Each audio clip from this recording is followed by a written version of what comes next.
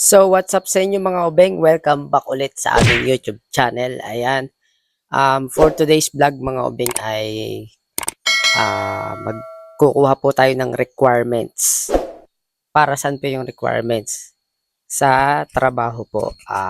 Kasi po ako mga obeng ay papasok po dun sa pinagtatrabahuhan ni Patricia.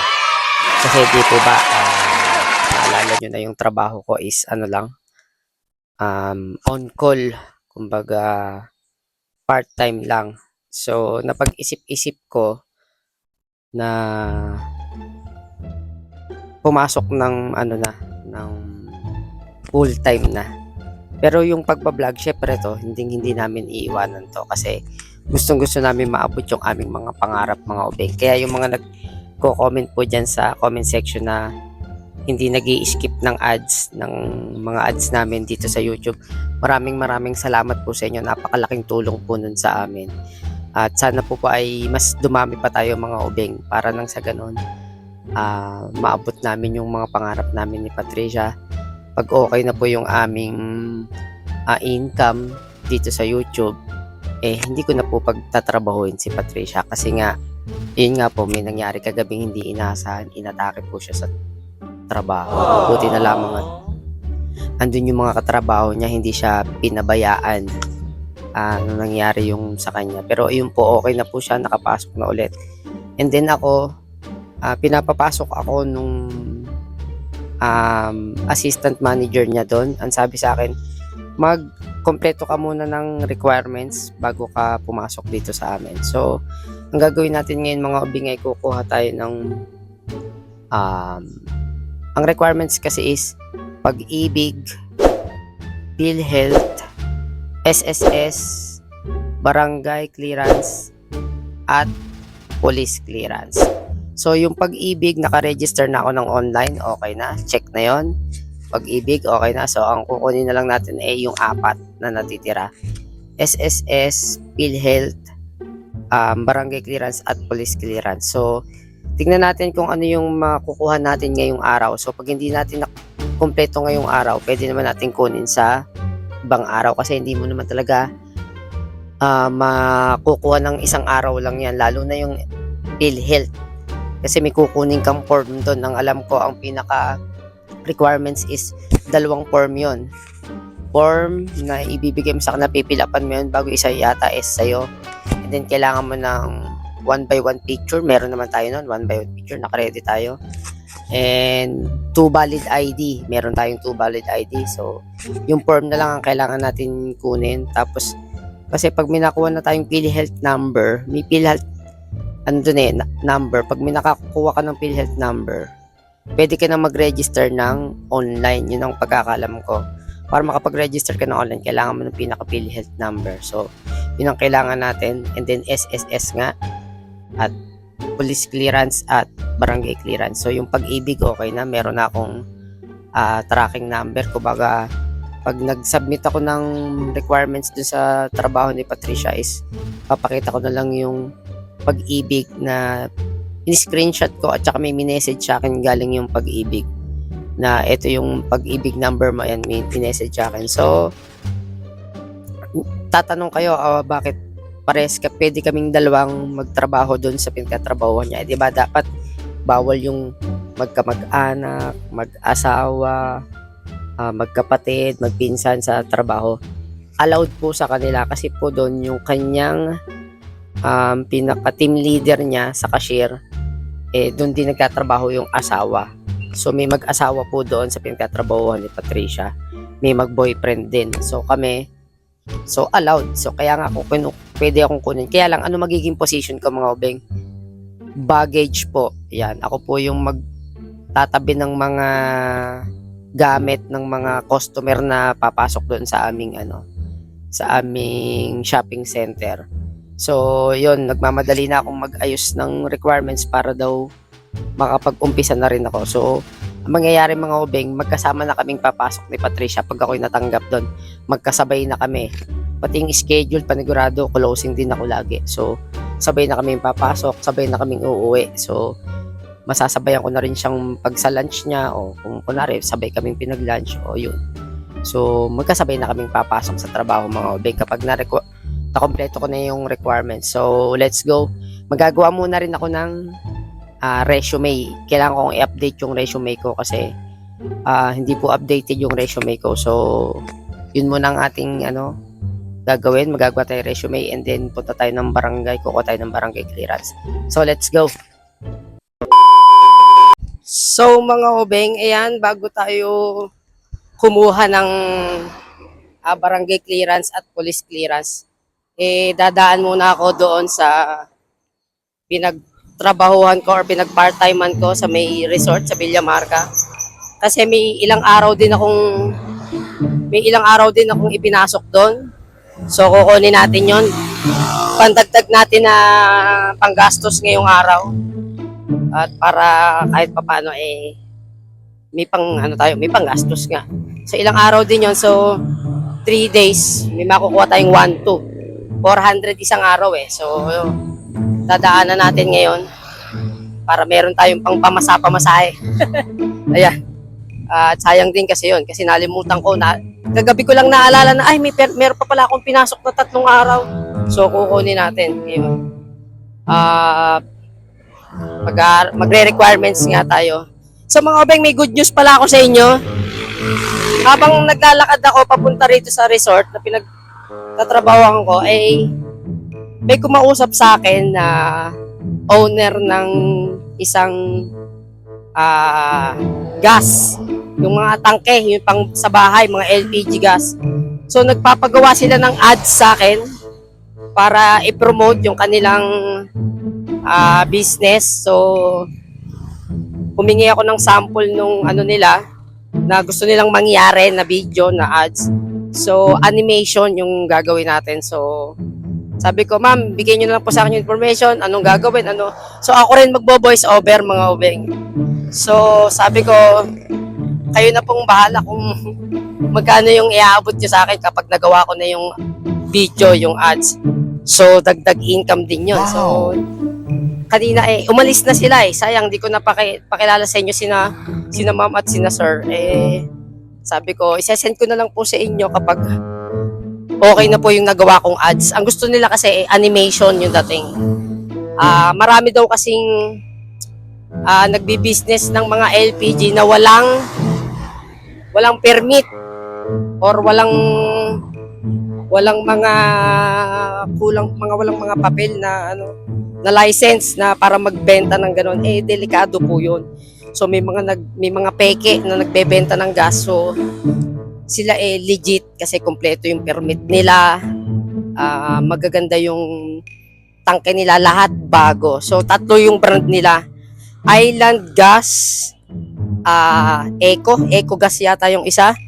Tapos Town Gas. So 3 yung kanilang brand ng gas. So puro bago. Hindi kayo makakabili sa kanila ng luma. So yung binilihan ko ng gas, yung gasolito ko, maalala nyo doon sa nakaraang naming vlog nung nagluto ako ng sinigang na buto-buto, yung binili kong gas yun. Doon, yun yung may-ari. So gagawin natin siya ng ads. Dagdag income yun. Nandito na po ako sa Villamarca, sa resort. Ayan. So, kukunin natin yung ilang araw nating pinasok. Sana may tao na dito. 346 minutes later. So, mga obeng, guess who? Kung sino ang nakita ko. Papunta po ako dun sa bayan at kukuha ko ng police clearance. Nakakuha na tayo mga obeng ng barangay clearance Meron na akong barangay clearance. Tapos yung pag-ibig, yun nga, nag-register ako online, meron na. Nagbaka sakali lang ako na baka break time ni Patricia at ayan nga, natsyempohan ko pong nakain, Kasi last time mga obeng, mga bandang 2:30, nung nasa trabaho ko, tinawagan niya ako. Kaya sabi ko, saktong oras po ngayon, 2:30, sabi ko, baka break time nun ngayon. Baka sakali nga ako na baka nakain. Ito nga, kahit po siya nagulat mga obeng. Masasabi mo lang. Nakain ako lugaan. Focus po siya sa kinakain niya no? Ano yung in-order mo? giniling, at saka ano, yung kangkong na may tokwa. Wow, ang sarap. Wow! Bali, ang nagastos niya sa pagkain ay 72. Tama ba? 72, ayan. Eh ako nag-asikaso ako ng requirements ko para parehas na kami ng pinapasukan trabaho. Sabay na kaming papasok, sabay ding uuwi. Wala, at ang dami nag-a-apply na. Kaya nga, ito nga, nag-aasikaso lang ako ng requirements eh. Ayun, so kailangan makapagpasa na tayo ng requirements. Sabihin mo kay Ma'am Jo na meron na akong pag-ibig, may barangay clearance, bago ngayon kukuha na ako ng police clearance, PhilHealth na lang at saka SSS. Yan ang ating asikasuhin mga obeng. Ang police clearance dito lang naman sa amin, madaling kumuha eh. Pupunta ka sa police station, tapos kailangan mo meron ka ring barangay clearance. Pag kukuha ka ng police clearance, iiwan mo sa kanila yon. Serious yarn. Nagulat siya mga obeng. Ganito yung itsura ng mukha niya pagkita niya sa akin, sabi niya, ba't andito ka? Eh, nagpakasakali nga lang ako mga obeng na ano niya, na break time niya. Eh, yun nga, oh, sakto nakain. Tsaka kauumpisa lang kumain, oh. So, meron siyang 1 hour break. Tama? 1 hour break. 3:14 pang balik niya mamaya. So, isasama muna natin siya sa police station. Yung nga, mainit. Hindi, aircon talaga doon. Kala mo, sa loob. Huwag na to. Eh, lilim na naman o hapon na. Hindi kaya. So, mga obeng, nakakuha na tayo ng police clearance. Ayan na. Ayan, nakalagay. No record. O, yan. Malinis na malinis. May police clearance na po tayo. Ayan, o. Ayan, so, di ko alam bakit dalawa. Diba pag kumukuha ng police clearance, isa lang. Pero ba't ito dalawa yata? So, ayan, meron na. Meron na tayong police clearance, mga obeng. Kala nga, napakainit. Patricia po ay nakapasok na ulit. Kasi saglit lang naman siya, 1 hour break. So, ayan, nakakuha na tayo ng police clearance natin. Ayan, oh. Ngayon naman, ang gagawin natin ay gagawa tayo ng update tayo ng resume sa isang computer shop dito. Update lang naman yung resume ko. Yan. Punta na tayo sa Robinson Malapala para tingnan natin kung bukas pa yung sa PhilHealth after nito. Kung hindi ko man matapos ngayong araw, baka bukas. PhilHealth na lang tsaka SSS ang kailangan natin. Okay na. A few moments later. So yan mga obeng, time check natin is 6:30 PM. So hindi natin nakumpleto yung ating requirements na 5. Kasi nga inabot na ako ng 5:00. So dapat 'di ba pag-ibig, PhilHealth, SSS, barangay clearance or certificate at police clearance. Ang nakuha lang natin is tsaka resume pala yun, nagawa na rin ako. So ang nagawa lang natin is resume. Ito yung ating resume. Kita nyo naman, no? Posturang-postura, mga obeng. Oh. Ayan. So, nakapagawa tayo ng resume. And then, ito nga yung ating police clearance. Ayan. Ayan, mga obeng, ang ating police clearance. Ayan, nakalagay yun. No record on file. Ayan. So, ating police clearance natin. And then, ito yung ating barangay clearance. Ayan. Ayan yung barangay clearance natin. Ayan. So, nag-ready rin ako ng yung diploma ko kung sakaling hanapin pag nag-apply. So, ito yung diploma ko ng college. Ayan. Ewan ko kung nababasa nyo. Ayan. 2-year course sa NCST po ako pumasok. National College of Science and Technology sa Dasmariñas. Ayan. So, yun lang ang nakuha natin ngayon. So, yung pag-ibig nga, nakapag-register ako through online. So, meron na akong tracking number na binigay sa akin. So, ang kulang na lang natin is PhilHealth at saka SSS. Ayan. So, bukas natin siya aasikasuhin. Aagahan natin ang alis sa bahay. At mabuti na lang meron akong PWD ID. So, pag may mga pila, mabilis tayo makakapunta sa harapan kasi may PWD lane. So, nag-ready na rin ako ng TIN ID. Kasi parang pagkakaalala ko, sinabihan din si Patricia ng kailangan meron kayong TIN ID na yung pinaka-TIN number. So, meron din po ako ng mga yun. Ito. Ayan ang aking TIN ID. Ayan. Kakapaano ko lang ulit dyan. Kaka-laminate ko lang ulit. Ayan. So, ayan po yung ating, at meron din tayong PWD na ID. Kasi kailangan daw ng 2 valid ID sa pagkuha ng PhilHealth. So, ito pa isa yung ating PWD ID. Ayan. So, meron naman tayong valid na ID. 3 pa nga eh. Meron pa tayong isa dito. Ito, voter's ID. Ayan mga ubeng, ang aking voter's ID. Ito, lifetime na valid ID na to mga ubeng. Ayan. So, pag kumuha tayo ng PhilHealth, kompleto naman tayo sa, ayan, may mga ID tayo, 3. Ayan. So, hindi na muna ako umuwi kasi ano na rin naman si Pat Mia, lalabas na rin galing trabaho. So, susunduin ko siya para sabay na kami mamaya pa uwi. Kaysa umuwi pa ako bago babalik ulit ako, mag-aaksaya lang ako ng pamasahe. So, stay muna ako dito sa bahay ng lola ko tapos maya susunduin na natin siya para sabay na kaming pauwi. And then, itatanong ko dun sa assistant manager niya kung pwedeng tupalo ko na lang yung natitirang 2 requirements, yung PhilHealth at saka SSS. Ayan. Siguro sa day off ni Pat, kasi siya kulang pa rin si Pat ng, ang alam ko, barangay clearance, wala pa siya. Police clearance, meron na eh. I mean, NBI na siya. So, hindi na siya pinakuha ng police clearance. So, asikasuhin namin yung siguro sa day off niya. Tapos, tingnan natin kung papayag yung assistant manager na tupalo ko na lang yung natitirang 2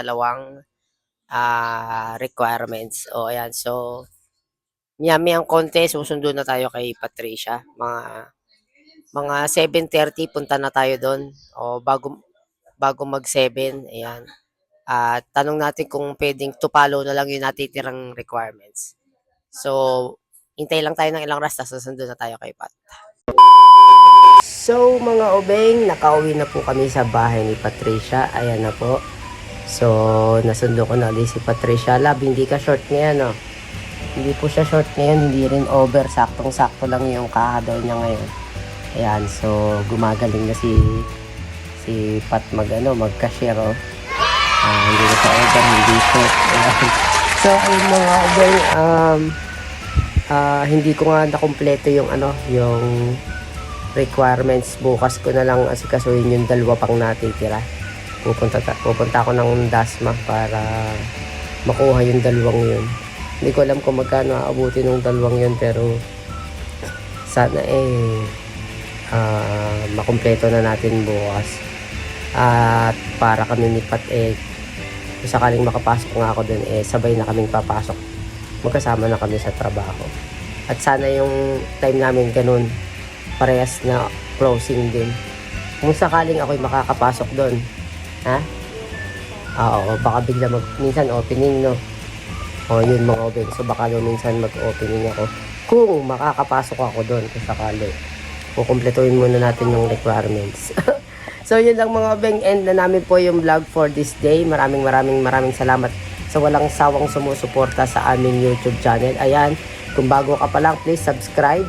Click the notification bell para updated po kayo sa aming mga vlog. And please pa-share na po sa inyong mga kakilala, sa inyong mga kaibigan para mas dumami pa tayo mga ubeng. Maraming salamat. Hanggang sa susunod na vlog. God bless. Babush. Bye-bye. Love, magbabay ka.